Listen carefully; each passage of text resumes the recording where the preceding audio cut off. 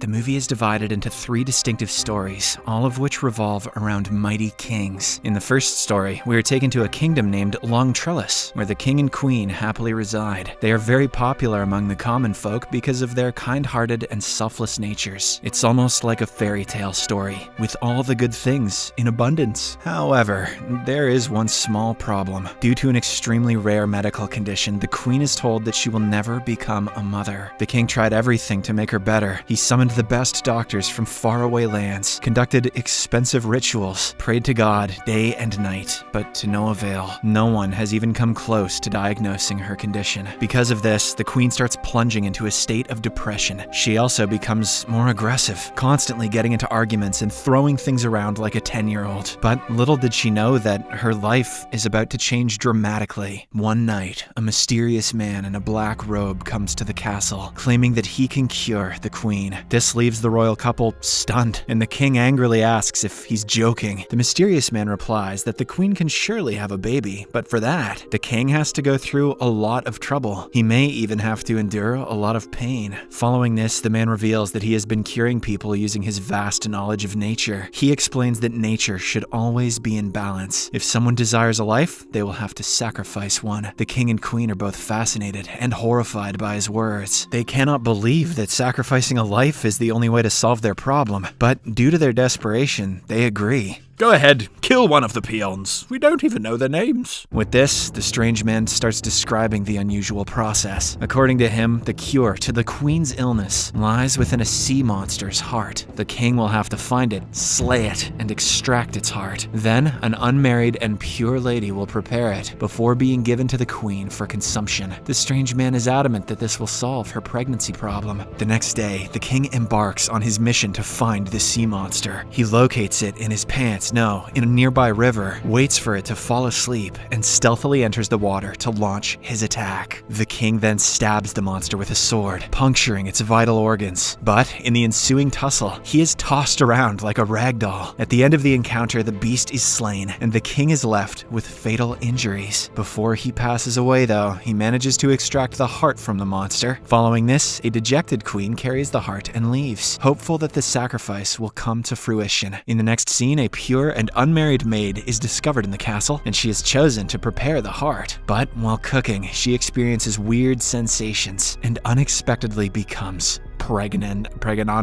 When the queen ingests the prepared heart, she also becomes pregnant, bringing hope and joy to the kingdom. 9 months later, both the women give birth to their sons at the same time. It's almost as if they are twins. The queen names her son Elias, whereas the maid's son is Jonah. Fast forward 16 years, the boys have now become adults. Their hair's white tone represents the sea monster's heritage, and they share a deep and unbreakable bond of friendship. They are even capable of breathing underwater, just like a fish. However, the queen doesn't like her son Elias spending time with the maid's son Jonah. She constantly chastises him to make better friends, but he pays no heed to her words. When nothing works, the queen threatens the maid to keep her son away from Elias. Failing to do so will result in the expulsion of both from the kingdom. But despite the stern warning, the boys continue meeting each other. One day, they decide to pull a prank on the queen. Jonah wears Elias's clothing and pretends to be her son, but unfortunately, she quickly finds out about this. As a punishment, she exiles Jonah from the kingdom. A heartbroken Elias tries his best to stop him, but to no avail. Before leaving though, Jonah cuts off a tree with his knife, allowing water to flow from there. He then tells Elias that he will be safe and sound as long as the water is clean.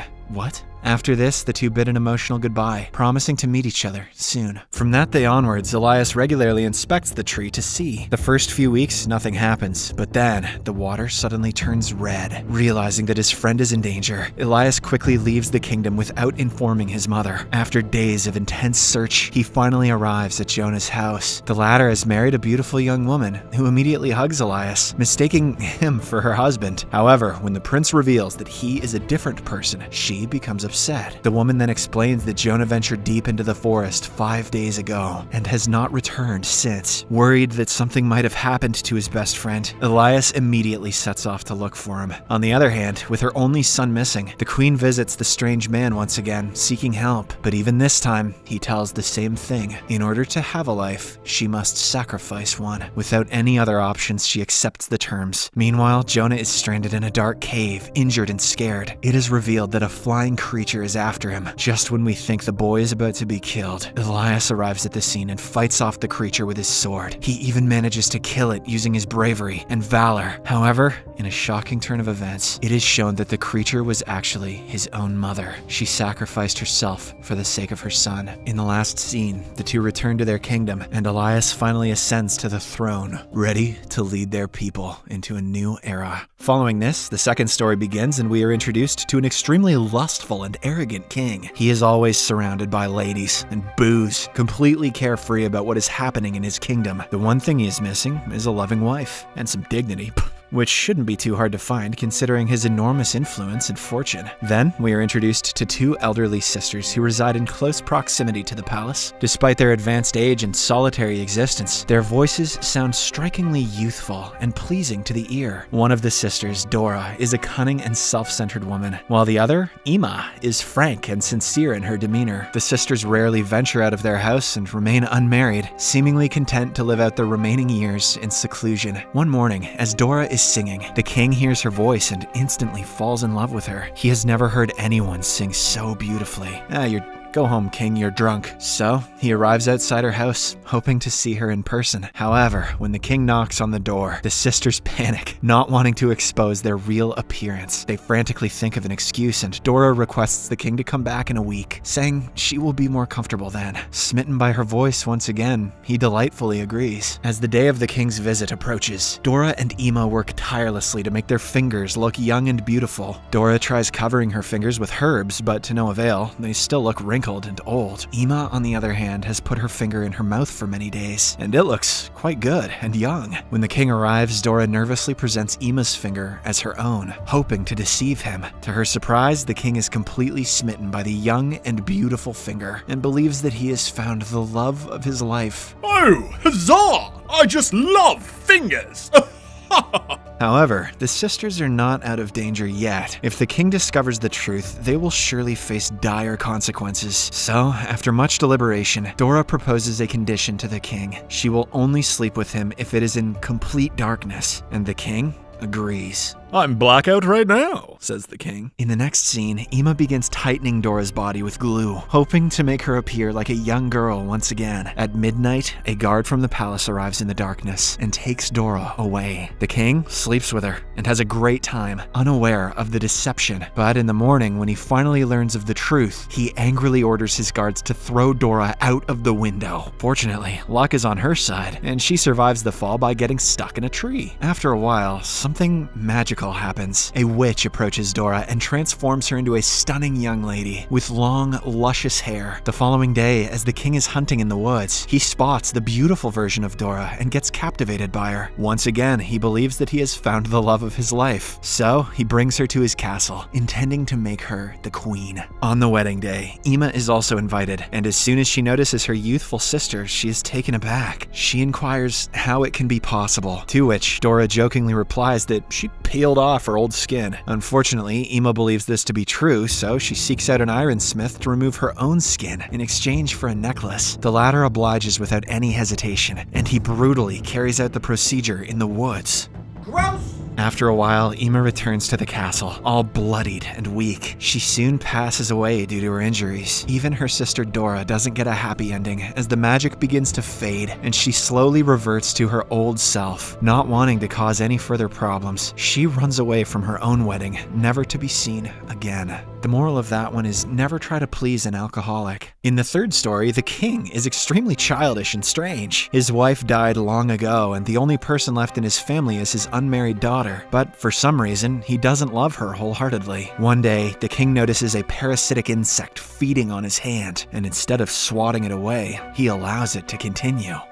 Feels good. He even takes the strange decision to keep the parasite in a glass box and feed it with his own blood every day. As time passes, the insect grows larger and more menacing. The king becomes so engrossed with it that he neglects his daughter's well-being. But one day, the beloved parasite falls sick and passes away. Unable to divert his mind from the tragedy, the king finally decides to marry his daughter, Violet. Wait, what? He decides to host a grand competition, with the winner earning the honor of marrying the princess. Oh, he's not married. Okay. The latter is both excited and apprehensive about the idea, as she had never hoped to find love on her own terms. Nevertheless, she agrees to participate, and the news spreads throughout the kingdom. Surprisingly, the king peels out the dead parasite's skin and displays it in his palace. He then announces that whosoever can guess the name of the insect will win. It's Douglas. I named him Douglas because I love him so much. Hundreds of people flood the palace, hopeful that they can marry the princess. However, none possess the wisdom and know-how to guess the mysterious insect's name. This upsets the king, and just when it appears as if his daughter will remain a bachelor, someone steps up. An ogre arrives at the castle and guesses the insect's name correctly. Realizing that she has to marry an ugly beast, Violet tries to commit the unthinkable, but her father quickly calms her down and convinces her to go through with it. Following this, the ogre takes Violet to his abode, which is a cave high up in the mountains. He feeds her nothing but raw meat and keeps her confined at all times. But one day, while he is out hunting, Violet sees a woman on the adjacent mountain and becomes happy. She explains her situation and begs for help, and the woman promises to return with backup. The next day, she returns with her family and successfully rescues Violet. However, along the way, the giant ogre catches up to them and brutally pones the family one by one. He then takes Violet to a cave and hugs her passionately. But when the ogre is distracted, she takes out a knife and kills him once and for all. In the final scene, a bloodied Violet returns to her castle with the ogre's head in her hand. The sight terrifies everyone, and even the king falls to his knees, asking for forgiveness. Violet simply says, "This is the husband you chose," and starts crying. The story and the entire movie ends as Violet is appointed as the queen of the kingdom.